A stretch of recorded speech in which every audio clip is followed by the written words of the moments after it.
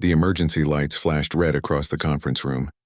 Doyen sat at the far end of the long table, watching the alien officials argue in their clicking, whistling languages. He understood enough to know they were talking about killing something. Something dangerous. High Curator Vess stood at the head of the table. The insect-like alien's compound eyes reflected the holographic display floating above them.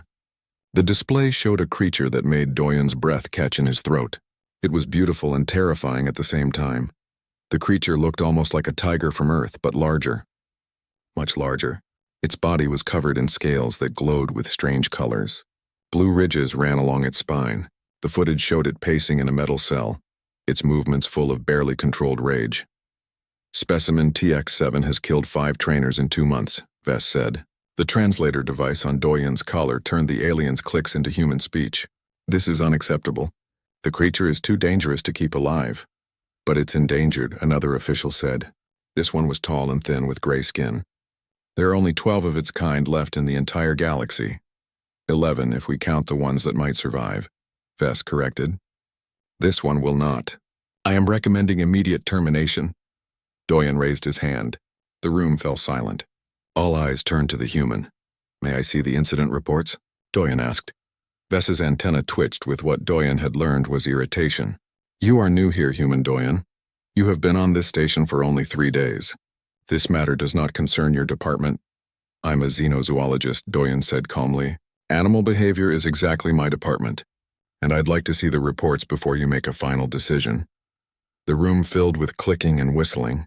The aliens were not happy, but Vess finally nodded and transferred the files to Doyen's tablet. Doyen read quickly. Each report told the same story. Trainers entered the creature's cell with electric prods and restraints. They tried to force the creature to obey commands. The creature attacked. People died. What methods were used to train it? Doyen asked. Standard containment protocols, Vess said. Electric conditioning, food restriction, physical restraints when needed. Doyen felt his jaw tighten. He forced himself to stay calm. And before it came here, what was its history? Vess pulled up another file. Captured at 6 months old after its mother was killed by poachers. Raised in a research facility on Station Gamma. Transferred here when it became too aggressive to handle. How was it raised? Doyen pressed. In a standard isolation cell. Fed nutrient blocks. Given minimal contact with handlers. Doyen set down his tablet. So you took a baby away from its mother. Kept it alone in a cage. Fed it processed food. Then shocked it when it didn't do what you wanted. He paused. And you're surprised it kills people? The room erupted in angry sounds. Vess's antenna flattened against his head. You dare question our methods? I question any method that creates monsters instead of understanding animals, Doyen said. He stood up. Give me 30 days with this creature. If I can't show improvement, you can do what you want. Impossible, Vess said. You will be killed like the others. Maybe, Doyen agreed. But humans have experience with dangerous predators. We've worked with creatures that can kill us easily. Wolves, bears, big cats. We learned how to understand them. How to work with them without force. This is not an Earth animal, another official said. No, Doyen said, but fear is universal. Pain is universal, and so is trust if you're patient enough to earn it. The room went quiet. Finally, Vess spoke. You have 1 lunar cycle, 28 Earth days. If the creature shows no improvement, it will be terminated. And if you die, we will not delay the execution to replace you. Understood, Doyen said. After the meeting, Doyen went to find his colleague. Mirai was in the medical lab studying tissue samples under a scanner. She looked up when he entered. I heard what you did, she said. Are you crazy? Probably, Doyen admitted. He sat down heavily. Mirai, they're going to kill it. A baby that never had a chance. Mirai was quiet for a moment. She had known Doyen for 3 years, ever since they both joined the Galactic Conservation Program. She knew about his past, about the wolf sanctuary he ran on Earth, about his belief that no animal was truly a monster. What do you need from me? She asked. Everything you can tell me about its health, stress levels, nutritional needs, anything that might help. Mirai pulled up her files. It's malnourished. The nutrient blocks don't provide what its species needs. Its stress hormones are extremely high. And look at this. She pointed to a brain scan. This species is social. They live in family groups in the wild. This creature has been alone since infancy. Doyen studied the data. It's not vicious. It's traumatized. Yes, Mirai said, but that doesn't make it less dangerous. I know, Doyen said quietly. That evening, Doyen stood outside the creature's cell for the first time. The containment area was deep in the station's lower levels. Armed guards stood at both ends of the corridor. The walls were reinforced metal. Everything about this place screamed danger. The cell itself was visible through a transparent barrier. Inside, the creature lay in the corner. Its scales glowed dull red. Angry colors. Threatening colors. Doyen pulled up a chair and sat down about 3 meters from the barrier. He didn't speak. Didn't make any sudden moves. He just opened his tablet and began reading a research paper out loud. His voice was calm and steady. The creature's head snapped up. Its eyes locked onto Doyen. They were intelligent eyes. Calculating. The creature rose to its feet. Doyen kept reading. The creature charged. It slammed into the barrier with a sound like thunder. The guards reached for their weapons. Doyen didn't flinch. He turned the page and kept reading. The creature backed up and charged again. Another massive impact. The barrier held. Doyen looked up. I know, he said softly. I know you're angry. I know you're scared. But I'm not going to hurt you. And I'm not going anywhere. The creature stared at him. Its scales flickered through several colors. Red, orange, purple. Then it retreated to its corner and watched. Doyen stayed for 2 hours, reading out loud. Scientific papers, old Earth stories. It didn't matter what he said. What mattered was his presence, his calm, his refusal to show fear or aggression. When he finally stood to leave, the creature's eyes followed him. Doyen noticed something. The red glow had faded slightly. Just a little, but it was a start. See you tomorrow, Doyen said. He walked away, feeling those intelligent eyes on his back. Behind him, in the cell, the creature tilted its head. This new alien was different from the others. It didn't carry weapons, didn't smell like fear or anger, just calm. The creature didn't understand, but deep in its traumatized mind something ancient stirred, a memory of its mother's presence, the feeling of safety. The creature's scales flickered blue for just a moment before fading back to orange. In his quarters that night, Doyen reviewed everything he could find about thornback ravagers. The species was native to a death world called Keswick Prime. They were apex predators. They hunted in family groups. Mothers raised their young for 3 years before they became independent. This creature had never known any of that. It had known only cages and pain and loneliness. Doyen made notes, plans, ideas. He knew the next 28 days would be the hardest of his life. He knew he might fail, might die. But when he closed his eyes, he saw those intelligent eyes staring at him through the barrier. Not the eyes of a monster, the eyes of a scared child who had never learned what it meant to be safe. Doyen came back the next morning at exactly the same time. The guards recognized him now. They still looked nervous, but they let him pass without comment. The creature was awake. It watched him approach with those sharp, intelligent eyes. Doyen set up his chair in the exact same spot as yesterday. He sat down and pulled out his tablet. Good morning, he said. Then he started reading again. This became his routine. Every morning at the same time. Every evening before the station's night cycle. He would sit and read. Sometimes he talked about Earth, about the wolves he used to work with, about how scared they had been at first, how long it took to earn their trust. The creature stopped charging the barrier after the 3rd day. By the 5th day, it would sit and watch him. Its scales still glowed orange, but the red anger had faded. Mirai joined him on the 6th day. She brought her medical scanner and set it up to monitor the creature's vital signs from outside the cell. Its stress hormones are already dropping, she said quietly, showing Doyen the readings. Not by much, but it's measurable. That's something, Doyen said. The committee is not impressed, Mirai warned. They want to see bigger changes. Doyen nodded. He had expected that. He had a plan, but it was risky. That afternoon, he went to see High Curator Vess. The alien was in his office, reviewing reports on multiple floating screens. I need to change its diet, Doyen said without preamble. Vess's antenna twitched. The nutrient blocks provide complete nutrition. For some species maybe, Doyen said. But thornback ravagers are obligate carnivores. They need to eat whole prey, not processed blocks. That is messy and inefficient. It's also what its body needs, Doyen said. He pulled up Mireille's nutritional analysis. Look at these markers. Its body is breaking down its own muscle because it's not getting proper protein. It's malnourished. Vess studied the data. Finally, he nodded. You may requisition appropriate prey items, but the mess will be your responsibility to manage. Understood, Doyen said. The next day, Doyen brought fresh meat. Real meat from prey animals raised in the station's agricultural section. He had it delivered through the small airlock used for moving items in and out of the cell. The creature smelled the meat immediately. Its whole body went tense. Its scales flashed bright blue. Doyen watched as the creature approached the meat carefully. It sniffed it, circled it, then it began to eat. For the first time since Doyen had been watching, the creature looked content. Its scales glowed a soft blue-green. It ate slowly, savoring every bite.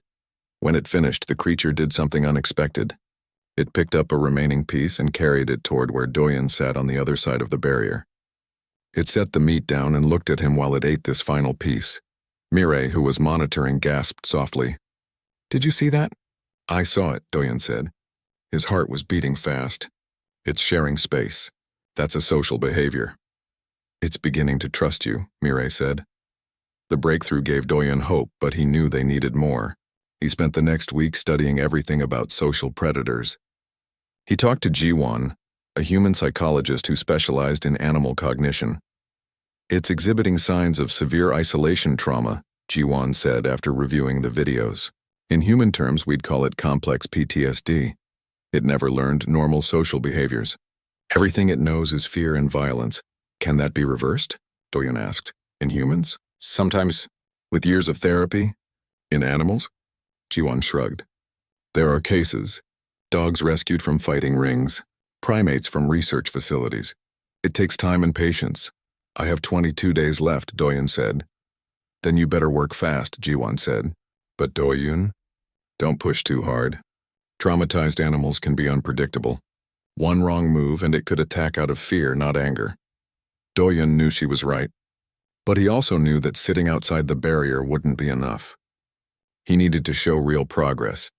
On day 15, disaster almost struck. A maintenance worker entered the corridor without authorization. He was new to the station and didn't understand the danger. He saw the creature and got curious. He walked right up to the barrier. The creature's scales flashed red instantly. It charged. The barrier held, but the creature didn't stop. It slammed into the transparent wall again and again, trying to reach the worker. Alarms blared. Guards rushed in. The worker stumbled backward, terrified. Doyen ran down the corridor. Everyone out, he shouted. Now! The guards hesitated. Sir, we should sedate it. Out, Doyen ordered. They retreated. The maintenance worker fled. The corridor emptied except for Doyen. The creature was still attacking the barrier. Its scales burned bright red. Its claws scraped against the transparent material, leaving marks. Doyen walked slowly toward the barrier. His heart hammered in his chest, but he kept his breathing steady. He sat down in his usual spot. Hey, he said softly. Hey, it's okay. It's just me. Nobody's gonna hurt you. The creature spun toward him. For a moment, Doyen thought it might try to break through the barrier to reach him too. But then something changed. The creature recognized him. Its scales flickered. Red to orange. Orange to purple. Purple to blue. It stopped attacking. It stood there, breathing hard, staring at Doyen. That's it, Doyen said quietly. I'm here. You're safe. The creature took one step toward him. Then another. It came right up to the barrier and pressed its massive head against it, directly in front of where Doyen sat. Doyen slowly raised his hand and pressed it against the barrier on his side, matching where the creature's head rested. They stayed like that for several minutes. The creature's breathing slowed. Its scales gradually faded to blue-green. When Mireille reviewed the footage later, she was shaking. Doyen had almost broke through. The barrier was showing stress fractures. But it didn't, Doyen said. It stopped because it recognized me. That's huge, Mireille. It's also terrifying, she said. What if next time— There won't be a next time, Doyen interrupted. Because I'm going to make sure everyone understands that this corridor is off limits unless I'm present. Hi.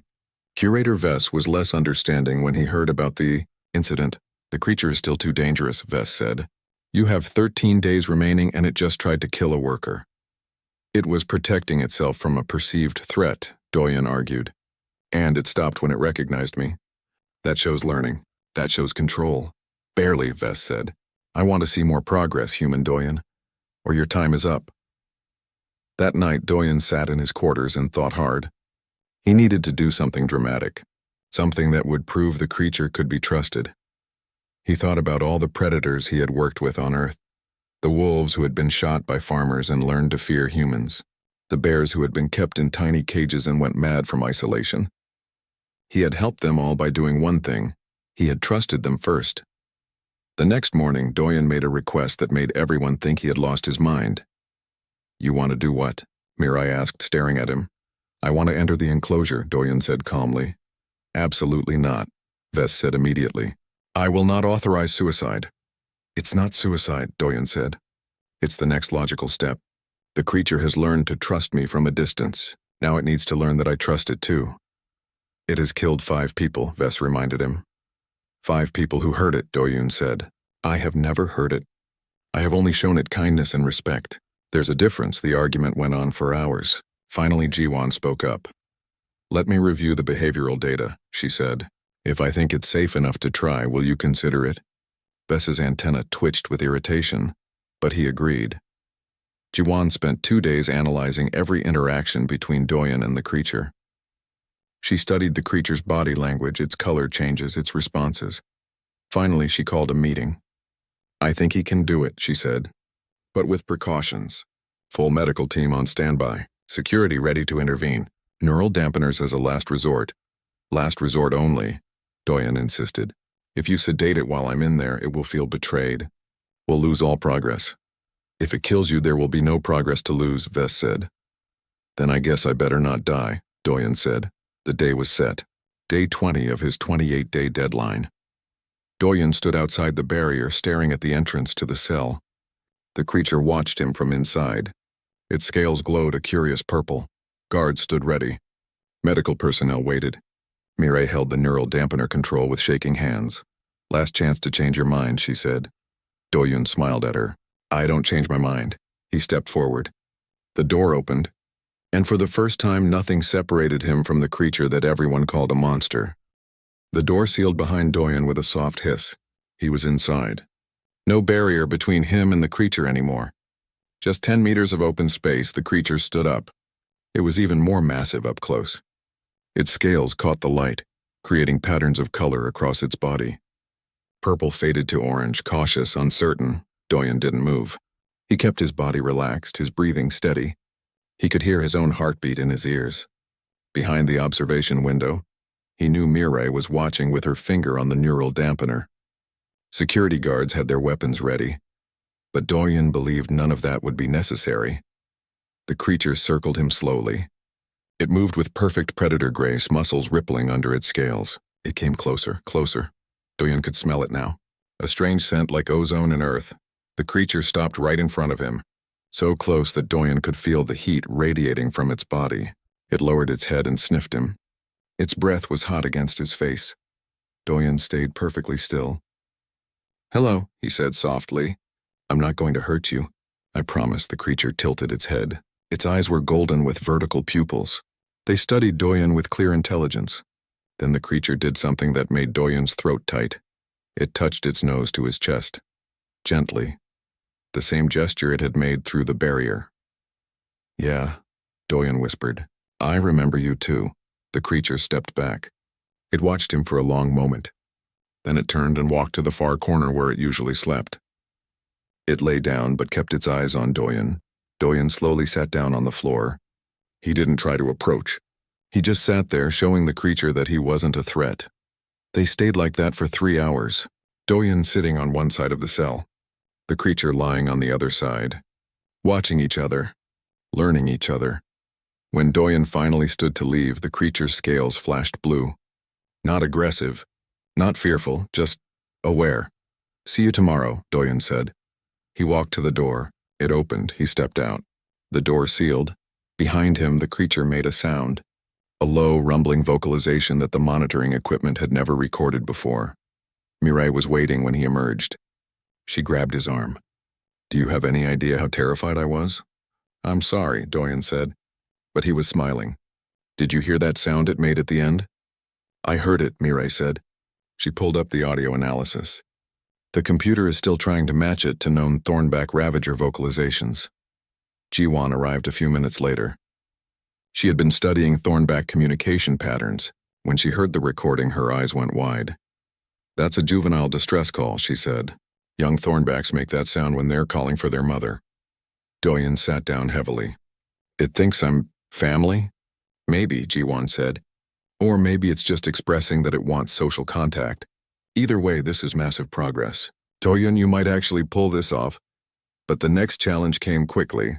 High Curator Vess summoned Doyen to his office the following morning. "The Galactic Council is putting pressure on us," Vess said. His antennae were flat against his head, a sign of stress. "They want results. They want to know if the creature can be saved or if we are wasting resources." "It's only been 21 days, Doyen said. "And you have 7 days remaining," Vess said. "I need to show them something concrete. Can it follow commands? Can it control its aggression around other handlers?" Doyen felt his stomach sink. "It's too early for multiple handlers. We need results," Vess interrupted. "Bring in another handler. Show that its behavior changes are not specific to you alone." Doyen knew arguing was useless. He also knew Vess was right. If the creature could only tolerate him, it wasn't really rehabilitated.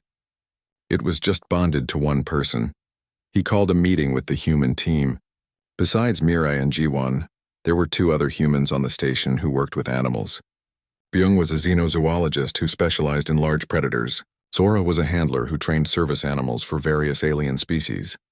"I need volunteers," Doyen said. "Someone willing to work with the creature. Under my supervision." In the cell, Byung and Sora exchanged looks. Then Byung raised his hand. "I'll do it."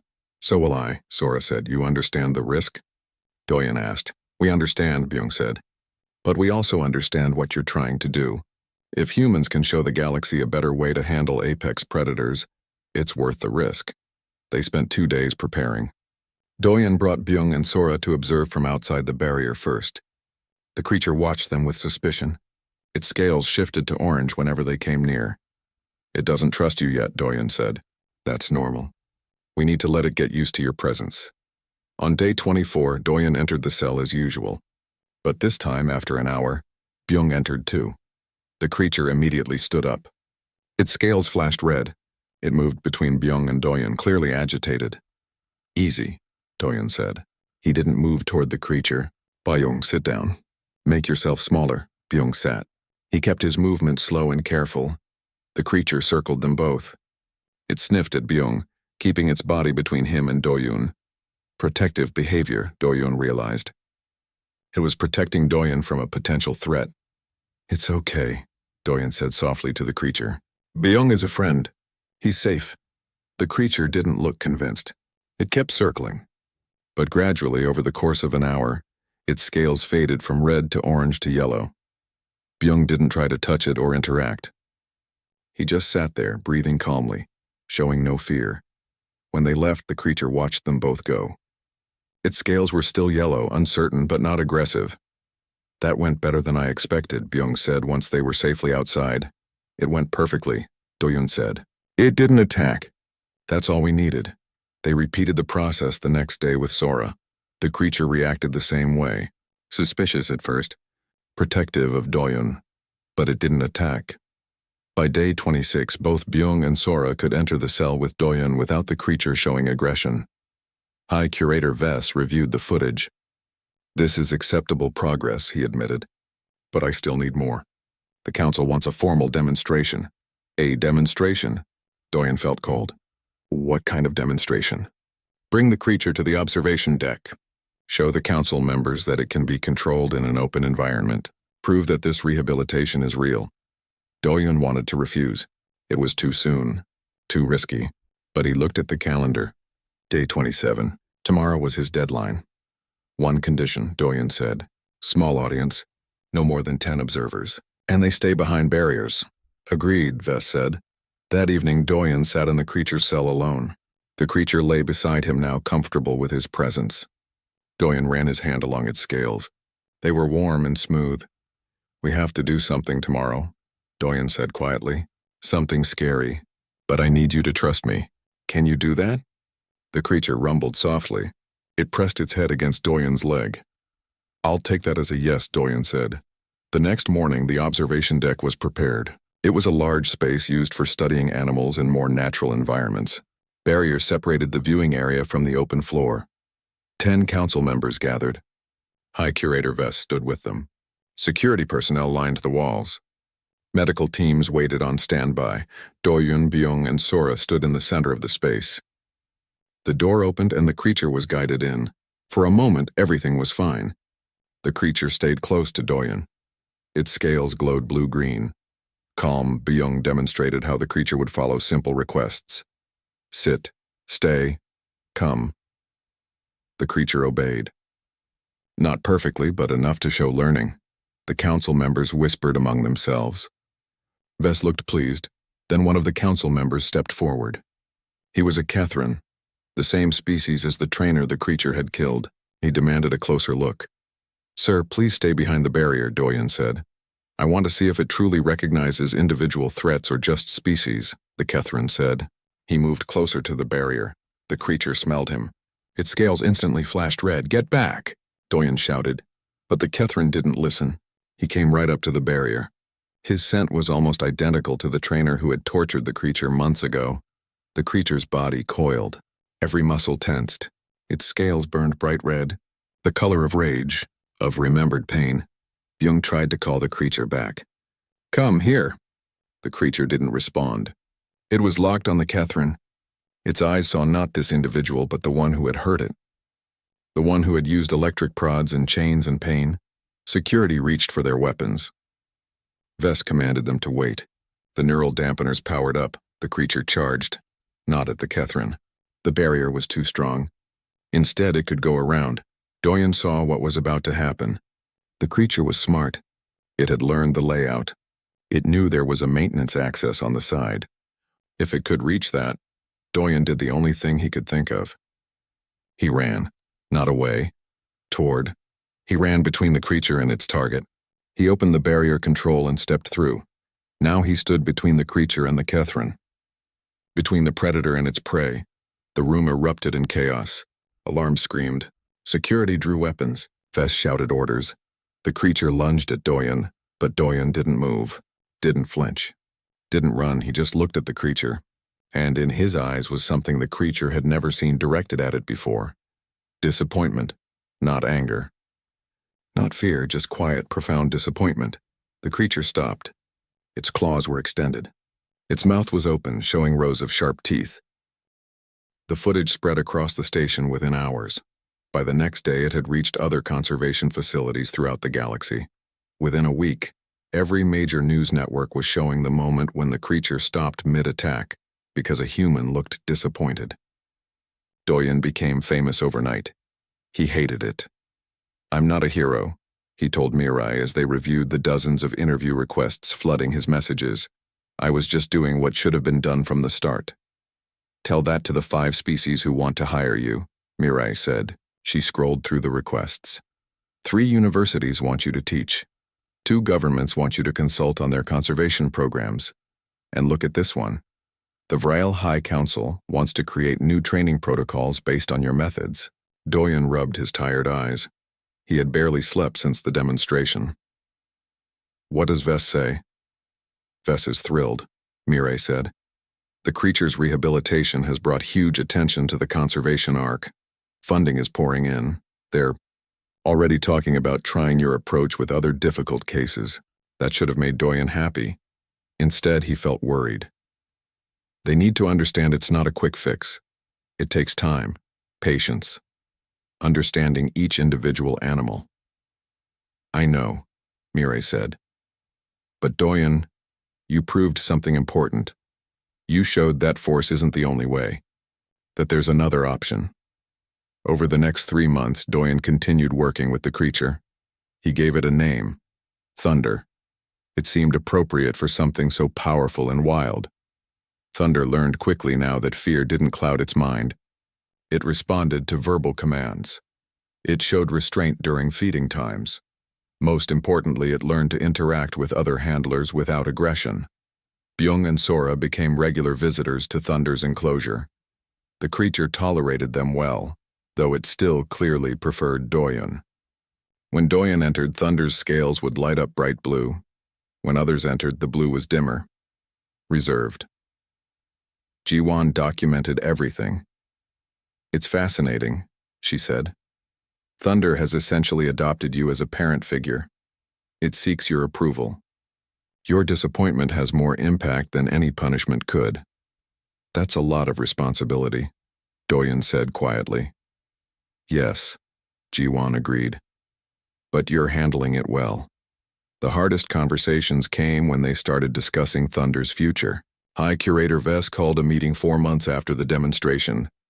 "We need to consider the next phase," Vess said. "Thunder cannot stay in containment forever. The creature needs space, exercise, stimulation that we cannot provide here." "What are you suggesting?" Doyen asked, though he knew the answer. "Return to the wild," Vess said. "That is the ultimate goal of conservation, is it not?" Doyen felt his chest tighten. He had known this was coming. He just hadn't wanted to face it yet. Mirai spoke up. "Thunder was captured at 6 months old. It never learned wild behaviors, how to hunt properly, how to establish territory, how to interact with its own species." "Exactly," Vess said, "which is why we are proposing something unprecedented, a rewilding program on Keswick Prime, Thunder's homeworld. We would establish a sanctuary, bring together several thornback ravagers, teach them to be wild again before full release." "How many thornbacks are available?" Doyen asked. Vess pulled up a holographic display. 11 individuals remain in captivity across the galaxy. 3 have been deemed suitable for rehabilitation. Thunder is one. There is a female called Nova, rescued from illegal pet trade, and a younger male called Spark, orphaned like Thunder. 3 isn't enough for a viable population, Doyen said. "It is a start," Vess said. "And if we succeed, if we can prove that captive-raised apex predators can return to the wild, we can expand the program. Find more individuals, breed them, save the species." Doyen looked at the profiles of Nova and Spark.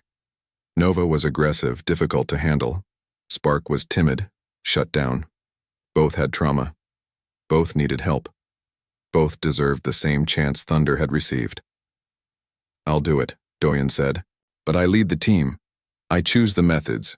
No shortcuts, no forcing them before they're ready." "Agreed," Vess said. The Galactic Council approved the project 3 weeks later. A team was assembled. Doyen would lead. Mirai would handle medical aspects. Jiwan would monitor psychological progress. Byung and Sora would assist with daily care. A new human joined the team as well. His name was Taiyang. He was an ecologist who specialized in rewilding programs. He had helped reintroduce several Earth species to their native habitats.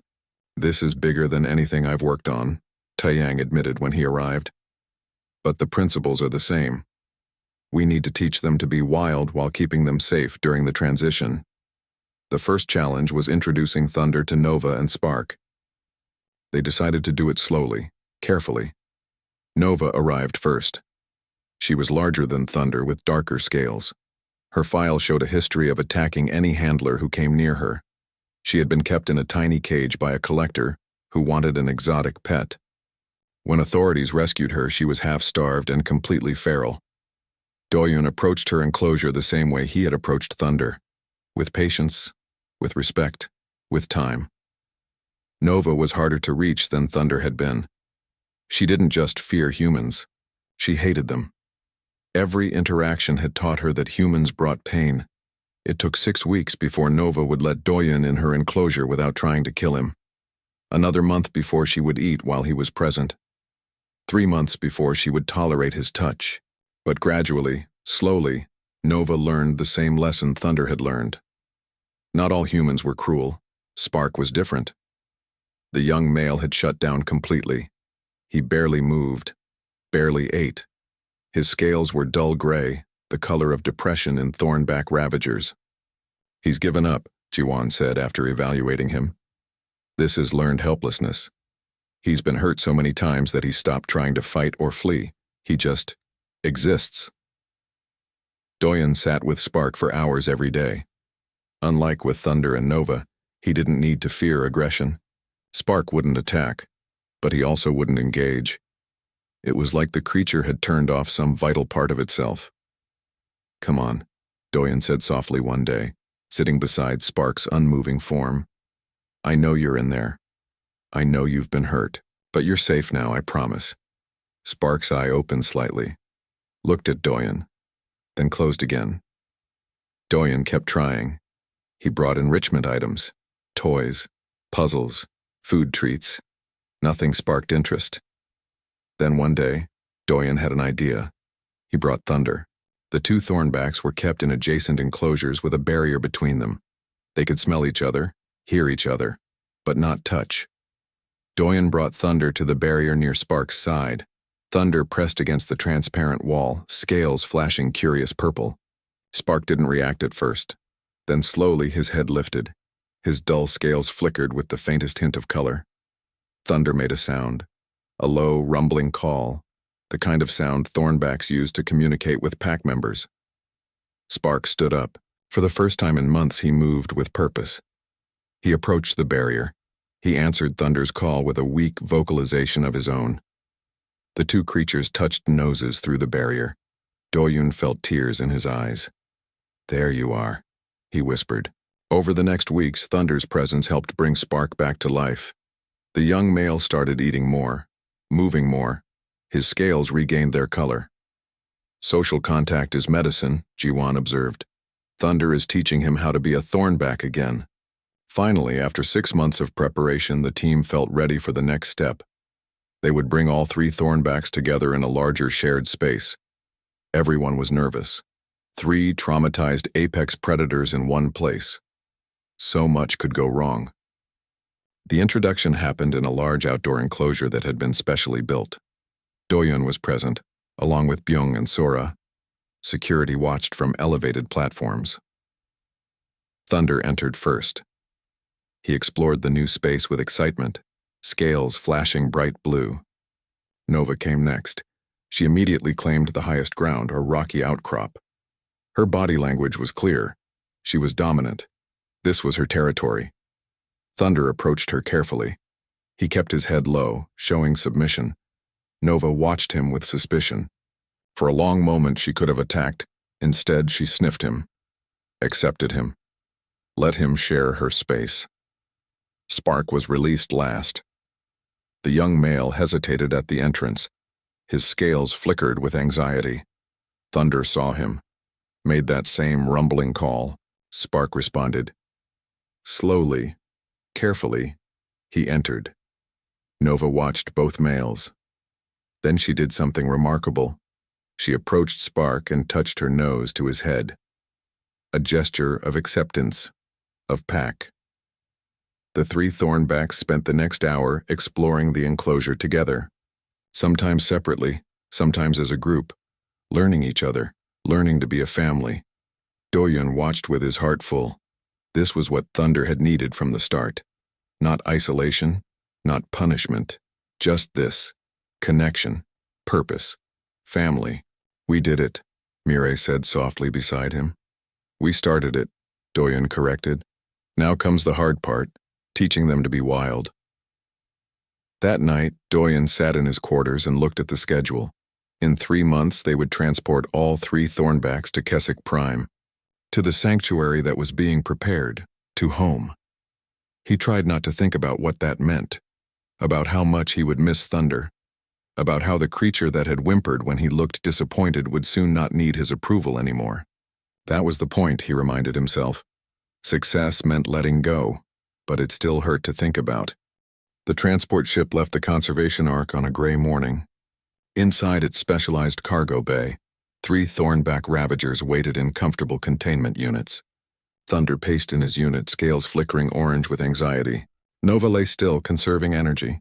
Spark pressed against the transparent wall, watching Doyen through it. The journey to Keswick Prime would take 3 weeks. 3 weeks in space, 3 weeks in confined quarters. Doyen worried the thornbacks would regress, would lose the progress they had made, but he stayed with them every day of the journey.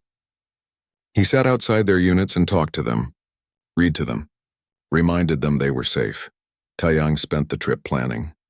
The sanctuary is 500 square kilometers, he explained, showing Doyen holographic maps. It's fenced but large enough to feel wild. We've stocked it with native prey species, built monitoring stations so we can track their progress without interfering. How long before they can be fully released? Doyen asked. That depends on them, Taeyang said. If they learn to hunt successfully, establish territories, show natural behaviors, maybe 2 years, maybe 5, maybe never, he paused. Not every captive animal can return to the wild, Doyen, you know that. Doyen did know. But he hoped. For Thunder, for all of them. Keswick Prime was beautiful and terrible. The planet's landscape was harsh. Crystalline forests grew from rocky ground. Electromagnetic storms flickered across the sky. Everything about this world screamed danger. This was where Thornback Ravagers had evolved. Where Thunder had been born. The sanctuary had been built in the planet's northern region where the climate was slightly less extreme. Temporary habitats had been constructed for the human team. The Thornbacks would live in the wild sections. The first day they released Thunder into an acclimatization zone. A smaller area where he could adjust to being outdoors, feeling real ground under his feet, smelling real air. Thunder stepped out of his transport unit cautiously. His scales flickered through a dozen colors, confusion, wonder, fear, excitement. Then he felt the sun on his scales, his own world's sun. Something in his genetic memory recognized it. Thunder threw back his head and roared. The sound echoed across the sanctuary. It was not a sound of aggression. It was a sound of belonging. Doyen felt tears on his face. He didn't wipe them away. Over the next weeks, the team slowly introduced the Thornbacks to larger areas of the sanctuary. They watched as the creatures explored. As they discovered running water and real prey animals. As they began to remember instincts that captivity had suppressed, Nova adapted fastest.